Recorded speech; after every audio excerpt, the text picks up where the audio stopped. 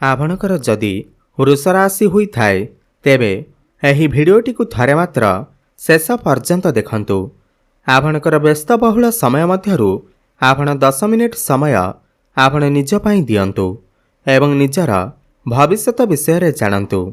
काहेकि ना वृष राशि व्यक्तिविशेष मानकर जीवन एही गणेश पूजा ठारू बदलिबाकू जाउअछि। कारण ग्रह नक्षत्र मानकर चलन रे गोटे बहुत बड़ परिवर्तन हेबाकू जाउअछि। शुक्र जीवे चंद्रंक घर को एवं आपणकर भाग्य भाव को दृष्टि देवे। सूर्य जीवे तांकर सो राशि तांकर सिंह राशि को चलन करिवे। आपणकर सुखर भाव को चलन करिवे एवं बृहस्पति नक्षत्र परिवर्तन करिवे एवं आपणकर आर्थिक समस्या को दूर करिवे, जहा द्वारा आपणकर भाग्य रे गोटे बड़ परिवर्तन हेबाकू जाउअछि।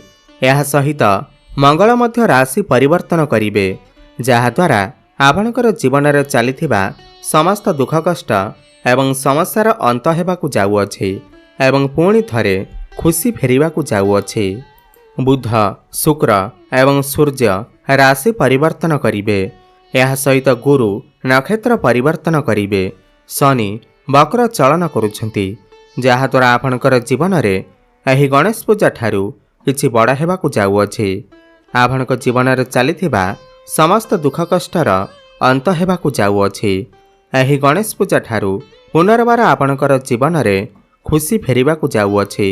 तेबे आसंतु जानिबा एही गणेश पूजा ठारू आपणकर जीवन रे कौन सबु बड़ परिवर्तन हेबार अछि। एहा पूर्वरु जदि आपणकर भी वृष राशि होइथाए एवं आपण भी ईश्वरंकु सच्चा हृदय रे भक्ति करुथांती, विश्वास करुथांती, तेबे एही भिडियोटी को लाइक करी कमेंट बॉक्स रे जय श्री गणेश जय माँ लक्ष्मी अवश्य लिखि दियंतु। देखंतु सूर्य आपणकर तृतीय भावर थिले आपणको समस्त कार्य रे अधिक परिश्रम करबाकू पड़ुथिला। आपण थकी जाइथिले। आपण जो भी काम रे हाथ देउथिले सेथिरे आपणको सहजरे सफलता मिली पारु नथिला। आपणकर केते गुडी काम अटिक रहिथिला। धन जनित समस्या देखा देउथिला। आर्थिक समस्या देखा देउथिला। आपणकर स्वास्थ्य बेले बेले खराब रहुथिला, काहेकि ना शुक्रंकर स्थिति भल नथिला। आपण ऋण नैथिले किंतु ऋण सुझी पारु नथिले। ऋणर भार आपणकर ऊपर बढ़ी जाइथिला। गृह परिवार रे खुशीर वातावरण नथिला। शिक्षा क्षेत्र रे समस्या देखा देउथिला। आपणकर अननेसेसरी खर्च हेउथिला। समाज रे आपणकर मान सम्मान नथिला। आपणको चाकरी प्राप्ति होई पारु नथिला। संतान संतति पाई आपण चिंतित थिले। आपणकर व्यापार वाणिज्य रे लॉस हेउथिला। प्रेम जीवन रे मध्य समस्या देखा देउथिला। तेबे एही भली जहा भी समस्या आपणकर जीवन रे चालुथिला ताहा एबे दूर हेबाकू जाउअछि। एही गणेश पूजा ठारू आपणकर जीवन रे पुणी थरे खुशी फेरिबाकू जाउअछि। आपणक जीवन रे नूतन सूर्य उदय हेबाकू जाउअछि। देखंतु सर्वप्रथमे तो शुक्र जे कि आपणकर राशिर अधिपति अटंती। शुक्र आपणकर धन भाव रे थिले, वर्तमान शुक्र आपणकर तृतीय भाव को चलन करिवे एवं बुध एवं शुक्र आपणकर तृतीय भाव रे लक्ष्मी नारायण राजयोगर निर्माण करिवे एवं सीधा दृष्टि आपणकर भाग्य भाव उपरकू देवे। तेहे गणेश पूजा परे आपणकर भाग्य रे उन्नति देखिबाकू मिलिबा। आपणको कम परिश्रम रे बहुत अधिक सफलता प्राप्ति हेबा। आपण किछि बड़ कार्यर आरंभ करि पारंती, बड़ इन्वेस्टमेंट करि पारंती किमा कोनोसी बड़ जिनिसर क्रय करि पारंती। जो माने भी शेयर मार्केट, स्टॉक मार्केट एवं ट्रेडिंग रे काम करुछंती सेमानको अचानक धन लाभ हेबार मध्य जोग बनुअछि। बुध एवं शुक्र एठारे बसी आपणकर साहस पराक्रम को बढ़ाउछंती। जो माने भी ऑनलाइन रे काम करुछंती, डिजिटल मार्केटिंग रो काम करुछंती, फाइनेंस क्षेत्र रे अछंती, मॉडलिंग किमा जो मानकर स्टेशनरी शॉप, ब्यूटी पार्लर अछि तो सेमानको अनेक सफलता प्राप्ति हेबा। जो माने आईटी सेक्टर रे अछंती, इंजीनियर अछंती सेमानको अधिक सफलता प्राप्ति हेबा। आपनको धन कमाइबा पाई नुआ नुआ स्रोत मिल जिबा। आपनको विभिन्न दिगरु धन प्राप्ति हेबा, काहेकि ना भाग्य आपणकर साथ देबा आरंभ करिदेबा। ଏହି ଗଣେଶ ପୂଜା ପରଠାରୁ ଆପଣଙ୍କର ଘରେ କୌଣସି ଶୁଭ ମାଙ୍ଗଳିକ କାର୍ଯ୍ୟର ଆୟୋଜନ ମଧ୍ୟ ହୋଇପାରେ। ପିତାଙ୍କର ସାହାଯ୍ୟ ସହଯୋଗ ଆପଣଙ୍କୁ ପ୍ରାପ୍ତି ହେବ। ପୌତ୍ରିକ ସମ୍ପତ୍ତିରୁ ଆପଣଙ୍କୁ ଲାଭ ପ୍ରାପ୍ତି ହେବ। ଆପଣ କୌଣସି ଧାର୍ମିକ ସ୍ଥାନକୁ ଯାତ୍ରା କରିପାରନ୍ତି। ଧର୍ମ ଆଡ଼କୁ ଆପଣଙ୍କର ମନ ଅଗ୍ରସର ହୋଇପାରେ। ଆପଣ କିଛି ଭୂମି, ଜମି, ପ୍ରପର୍ଟି କିମ୍ବା ନୂତନ ଯାନବାହନ ଇତ୍ୟାଦି କ୍ରୟ କରିପାରନ୍ତି। ପୂର୍ବରୁ ଯଦି ଆପଣଙ୍କର ସ୍ୱାସ୍ଥ୍ୟରେ କିଛି ସମସ୍ୟା ଥିଲା ତ ସମସ୍ତ ସ୍ୱାସ୍ଥ୍ୟ ସମସ୍ୟାରୁ ଆପଣଙ୍କୁ ମୁକ୍ତି ମିଳିଯିବ। ଆପଣ ସ୍ୱାସ୍ଥ୍ୟବାନ ଅନୁଭବ କରିବେ। ଏହାପରେ ସୂର୍ଯ୍ୟ ଆପଣଙ୍କର ଚତୁର୍ଥ ଭାବ ମାନେ ସୁଖର ଭାବକୁ ଚଳନ କରିବେ। ତାହା ପୁଣି ନିଜର ସ୍ୱରାଶିକୁ ଚଳନ କରିବେ, କେନ୍ଦ୍ରକୁ ଚଳନ କରିବେ, ବହୁତ ବଳବାନ ଅବସ୍ଥାକୁ ଆସିବେ। ତ ଚତୁର୍ଥ ଭାବ ସମସ୍ତ ଭୌତିକ ସୁଖର ଭାବ ହୋଇଥାଏ, ମାତାଙ୍କର ଭାବ ହୋଇଥାଏ। ତ ମାତାଙ୍କର ସୁଖ ଆପଣଙ୍କୁ ପ୍ରାପ୍ତି ହେବ। ମାଙ୍କର ସହିତ ଆପଣଙ୍କର ସମ୍ପର୍କ ପୂର୍ବ ଅପେକ୍ଷା ମଜବୁତ ରହିବ। ମାଙ୍କର ସ୍ୱାସ୍ଥ୍ୟରେ ଯଦି କିଛି ସମସ୍ୟା ଥିଲା ତାହା ଦୂର ହୋଇଯିବ।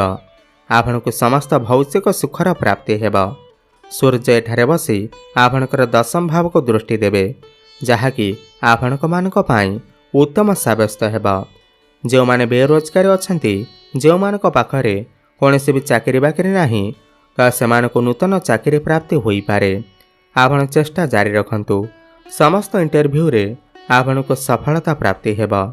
କର୍ମକ୍ଷେତ୍ରରେ ଆପଣଙ୍କୁ ସମ୍ମାନିତ କରାଯାଇପାରେ।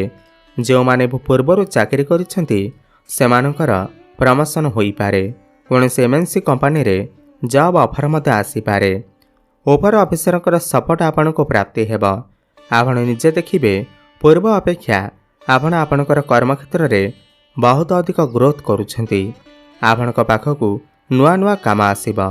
ଆପଣ ଆପଣଙ୍କର କାମକୁ ନେଇ ବିଦେଶ ଯାତ୍ରା ମଧ୍ୟ କରିପାରନ୍ତି ଏବଂ ସଫଳତା ମଧ୍ୟ ଲାଭ କରିପାରନ୍ତି। ଆପଣଙ୍କୁ ଉପର ଅଫିସରଙ୍କର ସପୋର୍ଟ ପ୍ରାପ୍ତି ହେବା ସହିତ ଆପଣ ସମସ୍ତ ଟାର୍ଗେଟକୁ ଆଚିଭ୍ କରିବାରେ ସଫଳତା ଲାଭ କରିବେ। ଆପଣଙ୍କର ଟ୍ରାନ୍ସଫର ମଧ୍ୟ ହୋଇପାରେ। କୌଣସି ଭଲ ସ୍ଥାନରେ ଆପଣଙ୍କୁ ଜବ୍ ଅଫର ମଧ୍ୟ ଆସିପାରେ। ଦେଖନ୍ତୁ, ମଙ୍ଗଳ ଆପଣଙ୍କର ପଞ୍ଚମ ଭାବରେ ନକ୍ଷତ୍ର ପରିବର୍ତ୍ତନ କରୁଛନ୍ତି। ନିଜର ସ୍ୱ ନକ୍ଷତ୍ରକୁ ଚାଳନ କରୁଛନ୍ତି। ପଞ୍ଚମ ଭାବ ଆପଣଙ୍କର ପ୍ରେମ ଜୀବନ, ଆପଣଙ୍କର ଶିକ୍ଷା କ୍ଷେତ୍ରର ଭାବ ହୋଇଥାଏ। ଏହା ସହିତ ଶନି, ଯିଏକି ଆପଣଙ୍କ ପାଇଁ ଯୋଗକାରକ ଗ୍ରହ, ଶନି ଆପଣଙ୍କର ପଞ୍ଚମ ଭାବକୁ ଦୃଷ୍ଟି ଦେଉଛନ୍ତି। ତ ପ୍ରେମ ଜୀବନରେ ଆପଣଙ୍କୁ ସଫଳତା ପ୍ରାପ୍ତି ହେବ। ଯେଉଁମାନଙ୍କର କଥାବାର୍ତ୍ତା ବନ୍ଦ ହୋଇଯାଇଥିଲା, ବ୍ରେକଅପ୍ ଆଦି ହୋଇଯାଇଥିଲା, ସେମାନଙ୍କର ପୁଣି ଥରେ କଥାବାର୍ତ୍ତା ହୋଇପାରେ। ପ୍ୟାଚ୍ ଅପ୍ ହେବାର ମଧ୍ୟ ସମ୍ଭାବନା ବନୁଅଛି। ଏବଂ ଯେଉଁମାନେ ବି ସିଙ୍ଗିଲ୍ ଅଛନ୍ତି ସେମାନଙ୍କୁ ନୂତନ ପାର୍ଟନର ମଧ୍ୟ ମିଳିପାରନ୍ତି। ଆପଣଙ୍କ ଭିତରେ ସମ୍ପର୍କ ପୂର୍ବ ଅପେକ୍ଷା ମଜବୁତ ରହିବ। ଭ୍ରମଣ ସୁଖ ଆପଣଙ୍କୁ ପ୍ରାପ୍ତି ହେବ। ଆପଣଙ୍କର ଭଲ ପାଇବା ବିବାହର ରୂପ ମଧ୍ୟ ନେଇପାରେ। ଯେଉଁ ପିଲାମାନଙ୍କର ବିବାହ ହୋଇନାହିଁ ସେମାନଙ୍କର ଘରକୁ ବିବାହ ପ୍ରସ୍ତାବମାନ ଆସିପାରେ ଏବଂ ବିବାହ ଫାଇନାଲ ମଧ୍ୟ ହୋଇପାରେ। ଶିକ୍ଷା କ୍ଷେତ୍ରରେ ଆପଣ ବହୁତ ଅଧିକ ଉନ୍ନତି କରିବେ, କାହିଁକିନା ସୂର୍ଯ୍ୟ ତାଙ୍କର ସ୍ୱରାଶିକୁ ଚଳନ କରିବେ।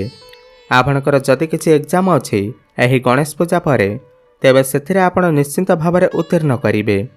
ଯଦି ଆପଣଙ୍କର କିଛି କମ୍ପିଟେଟିଭ୍ ଏକ୍ଜାମ ଅଛି, ସରକାରୀ ପରୀକ୍ଷା ଅଛି, ତେବେ ସେଥିରେ ଆପଣ ନିଶ୍ଚିନ୍ତ ଭାବରେ ଉତ୍ତୀର୍ଣ୍ଣ କରିବେ। ଆପଣ କିଛି ଉଚ୍ଚଶିକ୍ଷା କରିପାରନ୍ତି, କୌଣସି ନୂତନ ସ୍ଥାନରେ ଆଡ଼ମିସନ୍ ନେଇପାରନ୍ତି, କୌଣସି ଫର୍ମ ଫିଲ୍ଅପ୍ କରିପାରନ୍ତି ଏବଂ ପାଠପଢ଼ାରେ କିଛି ବଡ଼ ଡିସିସନ୍, ବଡ଼ ପରିବର୍ତ୍ତନ କରିପାରନ୍ତି। ସପ୍ତମ ଭାବର ଅଧିପତି ମଙ୍ଗଳ ଆପଣଙ୍କର ପଞ୍ଚମ ଭାବରେ ମାନେ ତ୍ରିକୋଣରେ ବହୁତ ଉତ୍ତମ ସ୍ଥିତିରେ ଅଛନ୍ତି। ସପ୍ତମ ଭାବ ଆପଣଙ୍କର ବୈବାହିକ ଜୀବନ, ବ୍ୟାପାର ବାଣିଜ୍ୟର ଭାବ ହୋଇଥାଏ। ତ ବୈବାହିକ ଜୀବନରେ ପୂର୍ବରୁ ଯଦି କିଛି ତିକ୍ତତା ଚାଲିଥିଲା, ମନ ମନାନ୍ତର ଚାଲିଥିଲା, ତାହା ସବୁ ଦୂର ହୋଇଯିବ। ଆପଣଙ୍କର ବୈବାହିକ ଜୀବନରେ ସୁଖ ଫେରିଆସିବ। ଆପଣ ଦୁଇ ଜଣ ମିଶି କିଛି ବଡ଼ ପ୍ଲାନିଂ କରିପାରନ୍ତି, ଫ୍ୟାମିଲି ପ୍ଲାନିଂ କରିପାରନ୍ତି।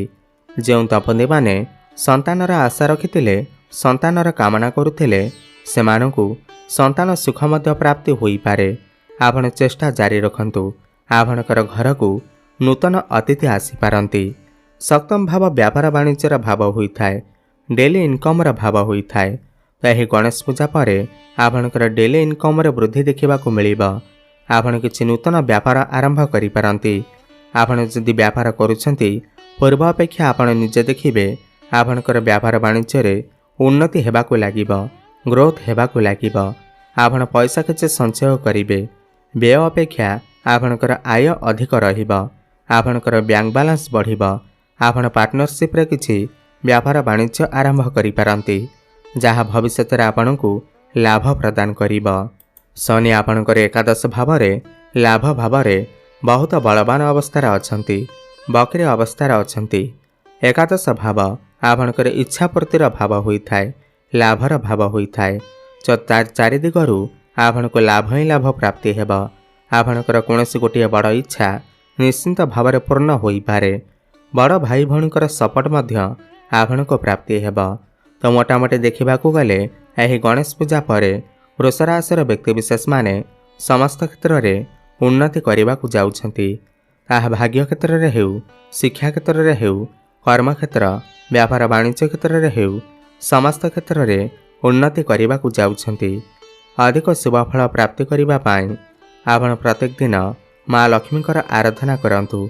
शुक्रंकर बीजमंत्र जप अवश्य करंतु। ओम द्रांग द्रिंग द्रंग सह शुक्राय नमः 108 थर प्रत्येक दिन जप करंतु। शुभफल प्राप्ति हेब। प्रत्येक दिन हनुमान चालीसार पाठ करंतु एवं सूर्य को जलार्घ्य अर्पण करंतु। शुभफल प्राप्ति हेबा सहित आपणकर भाग्य रे उन्नति आसीब। धन्यवाद।